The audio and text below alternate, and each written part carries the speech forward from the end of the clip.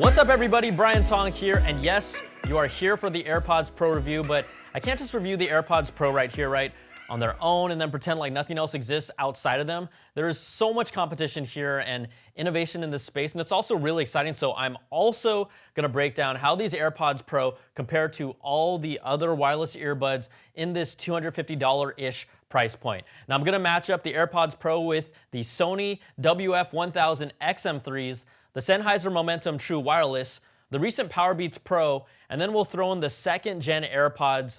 I like to call them the AirPods Old. All right, let's just get into the AirPods Pro, and these things are absolutely impressive. They surprised me from the start with their sound quality, their noise canceling, their fit and feel, and just how light they are and their improved controls. This is truly like the next step up from the AirPods, and they should be that for that $249 price point. Now, the first thing that stood out to me, how much smaller they are. Like, look at these things, these stems. They're shorter than the previous AirPods, and they're easily the lightest and smallest noise-canceling earbuds out there today as a whole. You know, we have noise canceling. It's the first time for the AirPods, and it's great. Their transparency mode is excellent as well, but the best feature on these newer AirPods is what they call their force sensor on the stems, and it's really a game changer on the AirPods Pro for usability. Now, no longer, right, do you have to tap the earbuds, which typically pushes them into your ears, then makes the experience just uncomfortable when you're trying to change tracks, pause and play. Like, it was my #1 complaint. It's always just jarring to hear that like big poop, that tap right there in your ear, but then sometimes the taps wouldn't always register, so you'd have to hit it again. I just hated it. Now, this force sensor here is an area that clicks down like a button, but you'll never hear Apple call it a button. It's at that really like perfect position facing upwards on both stems when you have this like in your ear. So you'll use your index finger to press down. You'll feel a click, whether it's a quick press or a long press, and this has just completely changed how I feel about the AirPods Pro from a usability standpoint. Now, also on such a small form factor, this is something that no other wireless earbud in its class has, and I love it. I'm gonna take this over any earbud that makes me tap on them all day.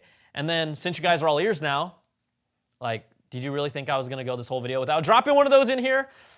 I wasn't, but check it out. The AirPods Pro, they have the H1 chip inside, which brings a lot of advantages to the Apple ecosystem with its Bluetooth 5.0 connection.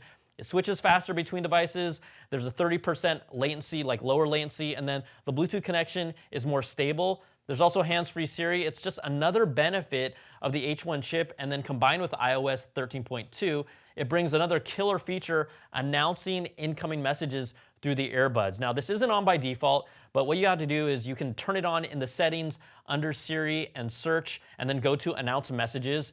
But with it turned on, whenever you get a message, right, let's say your phone screen is off, you're listening to music, or you're working out, you're gonna hear a chime tone, and then it'll tell you who is sending you a message and read it out for you. After that, right, you hear the message, you say reply, you send back your reply to them without looking at a screen or lifting a finger. I mean, you can turn the setting to even send your reply without hearing Siri confirm exactly what you said if you trust her that much, but it's just like one of those crazy ecosystem features that make a difference if you're always on the go and you're working out with these. And I'm sorry, I hate to use the word, but it was a game changer for me. And honestly, I've never been the biggest fan of this whole in-ear design because over time, like my ear canals, they just start to hurt. And I know I'm not the only one. It's really the biggest deciding factor for a lot of people if the AirPods Pro are for you or not out of the gates.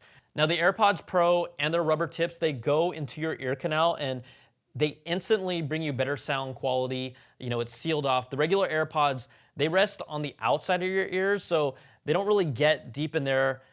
They don't really even fit everyone's ears. A lot of people said, oh, they're gonna fall out, and they just don't seal that outside noise very well compared to these. And another part about the AirPods Pro, this might be nitpicking, but their new wireless charging case, right? When you open it and you have the AirPods in it themselves, there's really like, there's no space or tolerance to kind of grab it. If you look here, you'll see like the edge is right up to the AirPods. So there's just little space between this hinge and the AirPods Pro. It's just right up next to it. So it actually makes it like on a quick grab, just harder to pull them out because you just don't have as much space to pull them. Even the way that they're positioned in here, it's a little trickier. If you compare that to the original case, that case had this extra space around it where you could kind of really reach around the whole top of it. It was a whole lot easier to grab them. And I know it's not a big deal, but it's just worth mentioning because I wasn't sure if my motor skills were getting worse, but it's actually the design of the new case that got worse. And again, it is nitpicking, but it's worth mentioning. You've also really just over this whole time, you've heard me gush over these things because they are really that good. Like, they absolutely surprised me. But it does lead me to the more important question about the AirPods Pro. Are they worth $249? Now, for me, I'll never tell you how to spend your money. The ecosystem, it always matters. But now this is the time where I bring in all these other players into the space to see how they match up. We aren't going to be playing around here. And alongside these AirPods Pros, I'm bringing the big guns, right? We've got Sony's WF-1000 XM3s, the Sennheiser Momentum True Wireless. We got the Powerbeats Pro. A lot of you have been asking me, hey, compare those two. I just got them. And then we've got to show love to the second gen AirPods Old, all right? Now we'll take a look at some of their features and then just dig into their audio quality, right? We got the noise canceling, the fit and feel. So just get ready to really dig into this with me. So let's take a look at this. Obviously, right out of the gates, active noise canceling for just the AirPods Pro, the Sonys, and the Sennheisers. You have the transparency kind of ambient sound mode. That's also just with the AirPods Pro, the Sonys, and the Sennheisers. The different size rubber tips, this is important because it really kind of gives you that custom feel. You have that for the AirPods Pro, the XM3s, the Momentums, and then the Powerbeats Pro. The Powerbeats Pro don't have the noise canceling, but they're still in-ear, so they do really seal off a lot of that sound. And then another big part of this, if you're an ecosystem person, the H1 chip, right, makes it easy to pair, lower latency, all of those benefits, hands-free Siri, and then some of those new ecosystem pools. The H1 chip is on the AirPods Pro, the Powerbeats Pro, and the AirPods 2 because their parent company is Apple. If you look at the pricing here, they're all relatively around the same. We got $249 for the AirPods Pro. Sony's XM3s, they've been out for a little while, $229.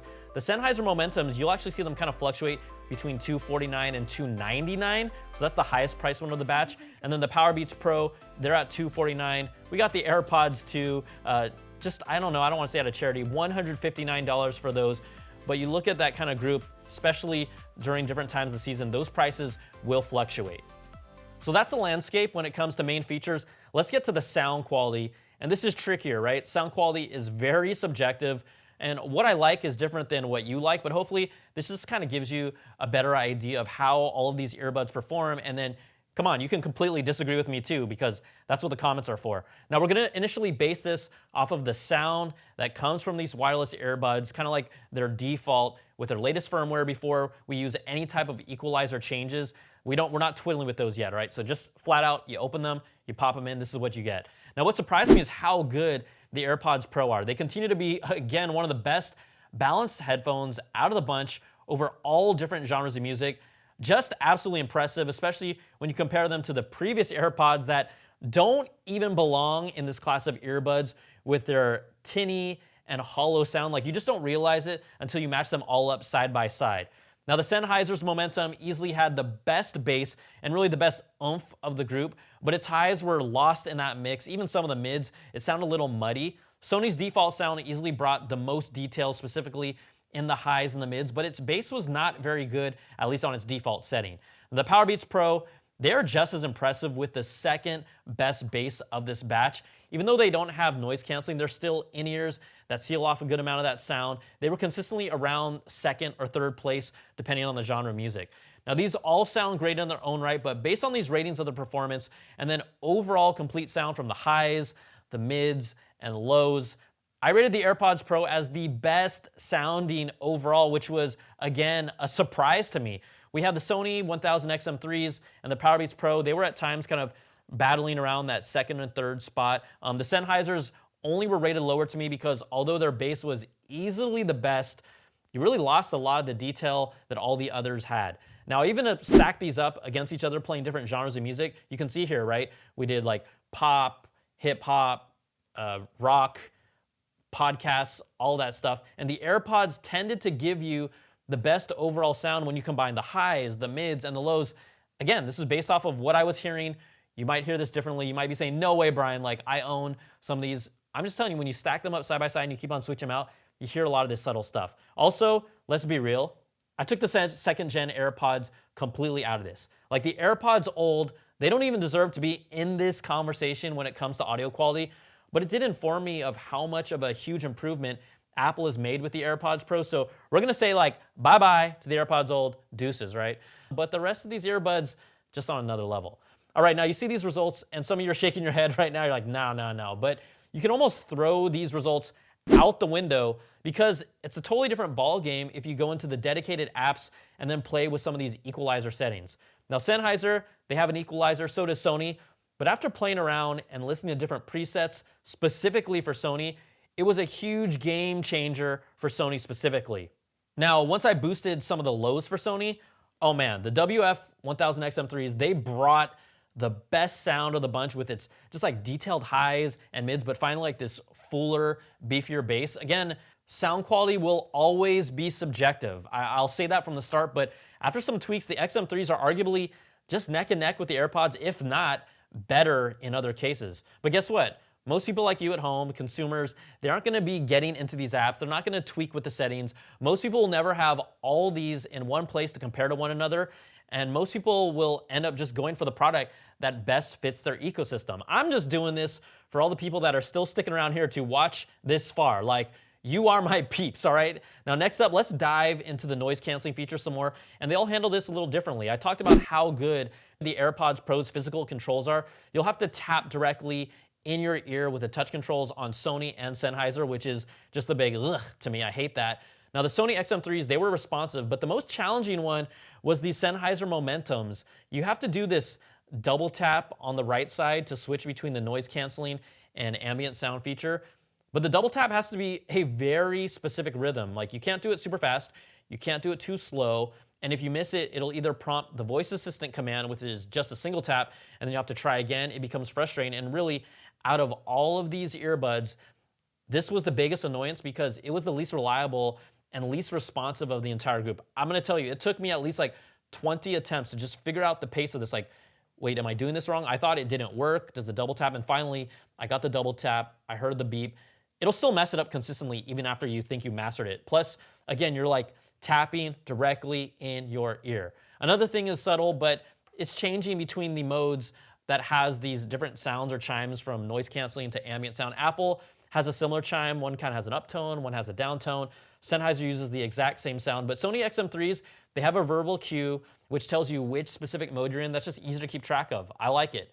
But if I had to go with the controls, I know, again, I have to go with the AirPods Pro. They have the exact same controls on each side. You're not pushing them into your ears, you're just squeezing them. And then you can at least customize if the long press switches between noise canceling, or the option is to use the Siri prompt. But the other thing that I really asked about these is that there is no volume control on the AirPods Pro at all, right? The Sennheiser Momentums, this might be like my favorite thing about them. When you pop them in your ears, you can hold on, you just press and hold on one side, goes volume up for the right side.